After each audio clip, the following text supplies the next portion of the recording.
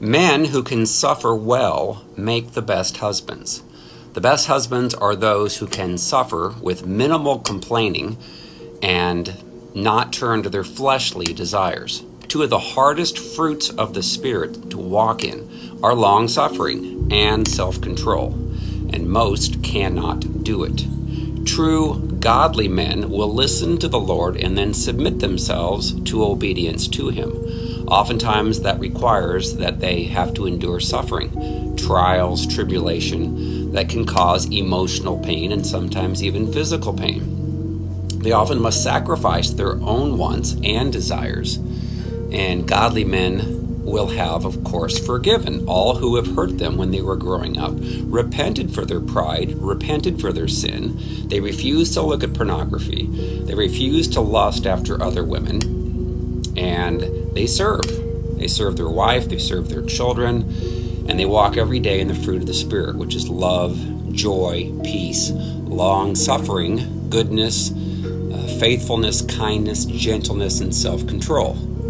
Now, some men were coddled as children, so they complain about the least little things, and they want a wife to mother them and to fix their problems and to become a slave to them.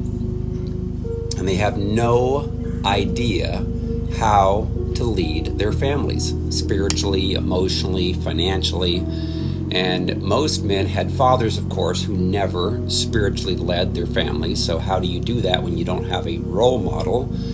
And so therefore, many men are selfish. They're sexually impure, and they're demanding, emotionally abusive, and they'll command their wives to submit to them while never submitting to God. And of course, you think about Acts chapter 5, verses 1 through 11, where Sapphira submitted to an ungodly husband, and it cost her her life. She literally died by going along with his lies. So, and also many men are like King Ahab in 1st and 2nd Kings. You think about him, he wanted Naboth's vineyard to turn into a vegetable garden. So he went to Naboth, asked him for it, and he was going to give him a good price for it and or exchange equal value of that. And Naboth said no. So then he came back home and he kind of pouted about it. Well, then Jezebel learned about it and said, I'll get it for you. So then she ends up arranging a banquet, brings him before the banquet, has two scoundrels that lie about him, saying that he blasphemed God and came against the king, which he didn't do. And they killed him. They stoned him. And then Ahab got what he wanted. So there's a lot of men that can have a wife that does those types of things for him. That's not cool. So Hosea in the Bible loved his wife. She cheated on him multiple times.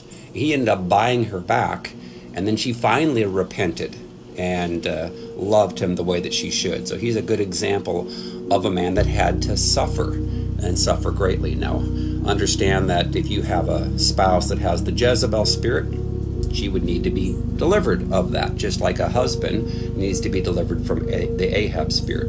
And of course, women can have the Ahab spirit being married to Jezebelic men. So Ephesians chapter 5, verses 25 through 31 says, Husbands, love your wives just as Christ also loved the church and gave himself for her, that he might sanctify and cleanse her with the washing of water by the word, and that he might present her to himself a glorious church, not having spot or wrinkle. So that's important for a man to obviously protect his wife, to love his wife, and to submit to God.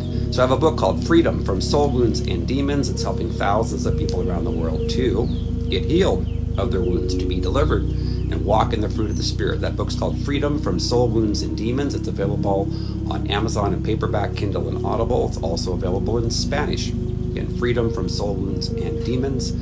You can also request a personal session of healing and deliverance with me. Go out to our website, restored2tofreedom.com. Click on Contact Me and submit the form, or you can call 317-459-7091. Thanks.